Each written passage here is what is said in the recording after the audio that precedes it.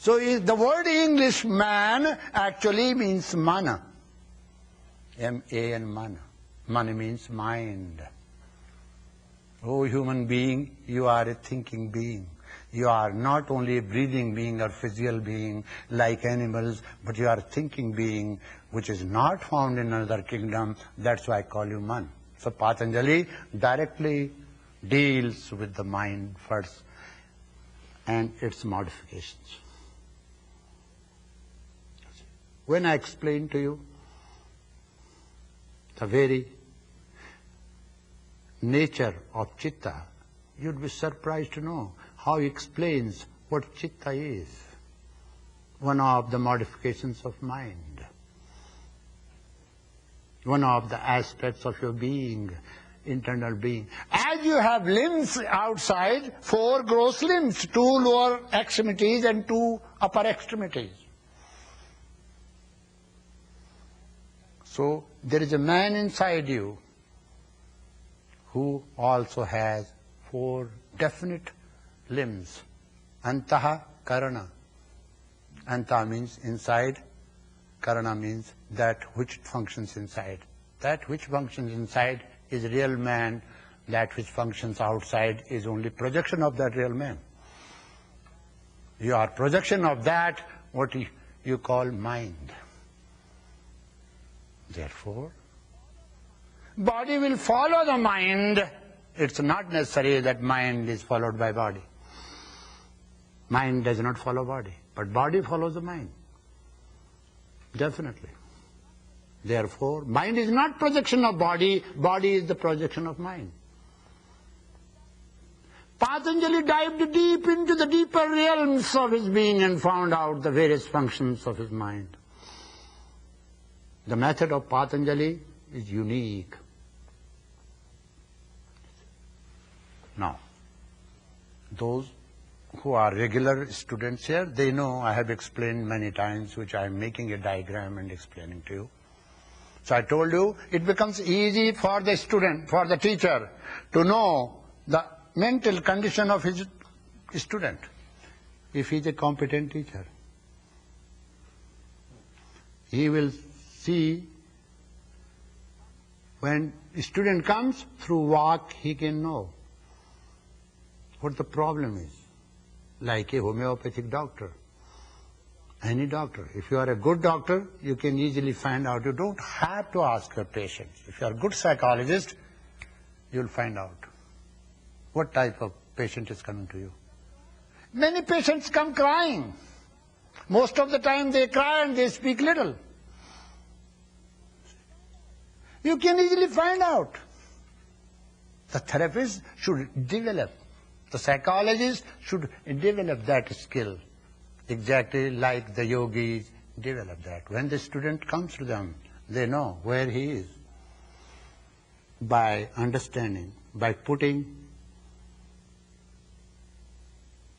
them in one of the categories. Ikshipta, completely distracted mind. Vikshipta, Moodha, Ekagra and Nirodha. When somebody comes, when a yogi comes to you, what will he do first? He will be very humble. But that humbleness, how will he express? By sitting in a yogic way. He will sit down still. When he talks to a yogi, he will never move. When I am talking to you, I will move. But when I talk to any yogi, I will not move, because that will be insult to my tradition. When I was asked to go and study with various yogis, first thing my master told me, yogi is he who has got asana siddhi, who has learned not to move, who has made his body still. His body still means he has stilled his mind. Therefore, 4 hours and 36 minutes, if somebody can sit without any movement, he has got asana siddhi. Kabira often in his songs speaks to the sadhakas. Oh sadhakas, do not move from your posture. Your posture should be still. You have learned how to move in the external world, but you have not learned how to be still. You don't know what joy can spring from that stillness. You only know how much joy do you get when you jog fast, when you run fast. You become breathless.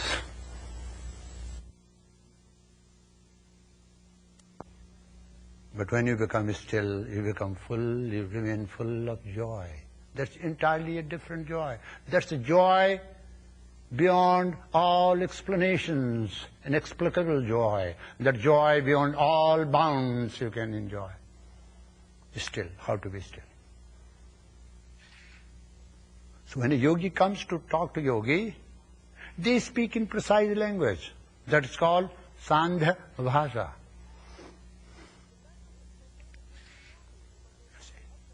It's a language spoken between two yogis because they know the subjects, they know their own subjects. They will speak something, other will understand. But because they are not trying to understand the language, they are immediately trying to understand the thought patterns. Because the very science teaches you thinking, how to know the mind, not how to know the speech. There is nothing like that in Pakistan. First you know how one speaks. No. What is mind and its modifications? By having control over your mind and modifications, you attain the highest goal. Yoga has many connotations, I told you. Chitta vritti nirodha. Now, as it has been explained into English, bad translators. Nirodha means, how it is explained? Come on, many of you read. What word have they used? Say? Hey, come on, many of you have read this. Suppression.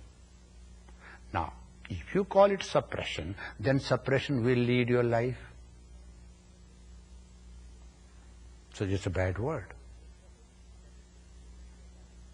If you call it repression, that repression will lead your life. We all know.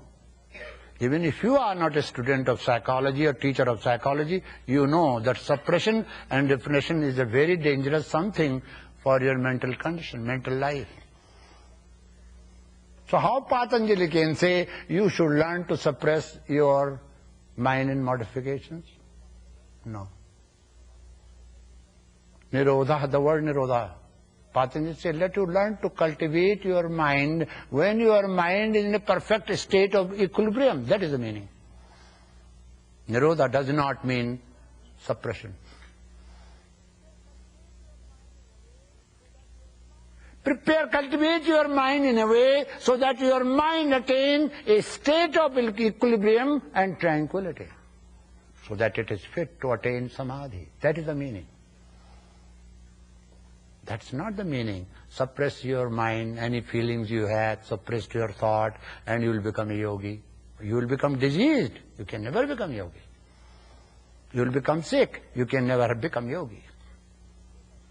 And most of the English texts say like that, translate that way. So yoga means obtaining control. Control means what? Do you want to be controlled by anybody? That's not the right word. In modern language and modern psychology, it is accepted to be crime to control somebody. If wife controls husband, it's not considered good. If husband controls wife, that is also not considered good. You see, understanding is good. A control means what? Chitta-vritti nirodha means, I will have to explain it after I'll lead it to you.